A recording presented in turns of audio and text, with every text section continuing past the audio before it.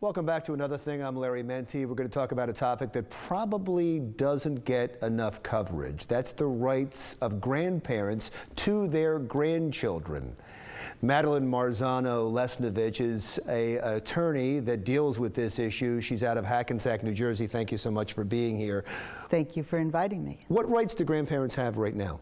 Right now, the rights of a grandparent to see their grandchildren depend in large part on what kind of a relationship they had with their grandchildren before they were denied the ability to see. So there's always the assumption of a denial. So yes. In the cases you deal with, there's a denial for some reason, either a domestic dispute or the parents just get together and say, we don't want you around our child anymore. Correct. And if the grandparents have been a full-time caregiver to the grandchildren, the courts assume and the law provides that there is a prima facie showing that they are entitled to have visitation with their grandchildren. But if they had no relationship with the grandchildren, say for example a grandchild was just born and the parent said, you're not coming to see the child, and a grandparent runs into court to get permission, they will undoubtedly be denied it, because one of the factors the court has to consider is what the relationship between the grandparents and the child was.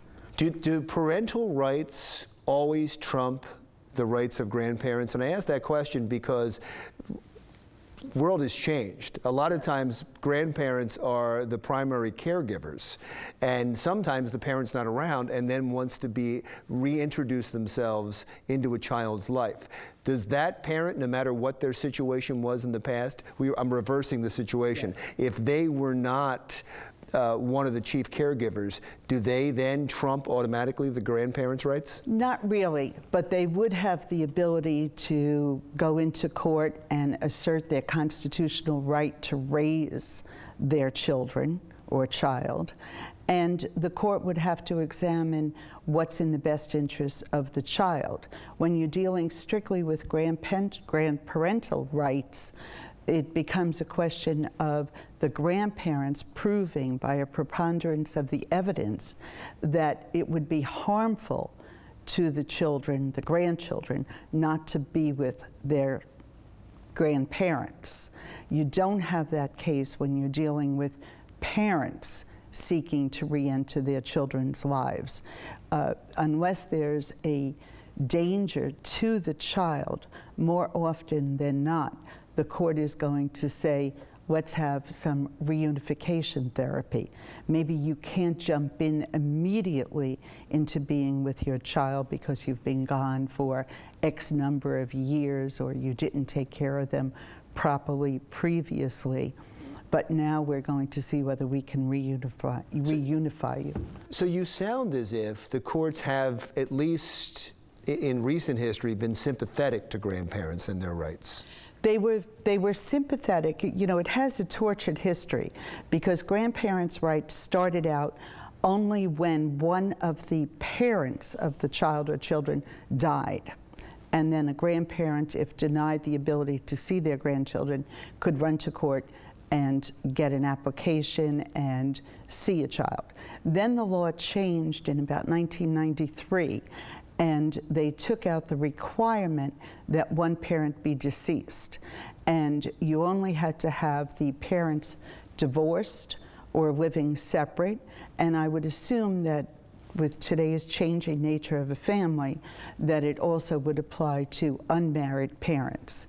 And if one of those parents or both of those parents were denying grandparents the right to see the children, the grandparents in 1993 became able to go into court, seek visitation without having to say that a parent had been deceased. What they did have to do was prove that if they were a full-time caregiver to a child, they would have a prima facie case. They would have an automatic case of being able to see the children.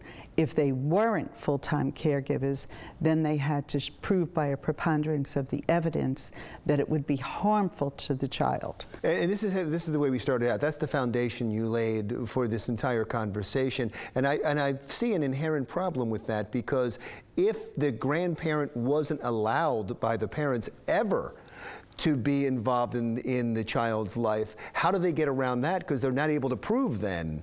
Unfortunately, they don't. And it became more and more difficult. When the law was first passed in '93, it was much easier to get to see your grandchildren.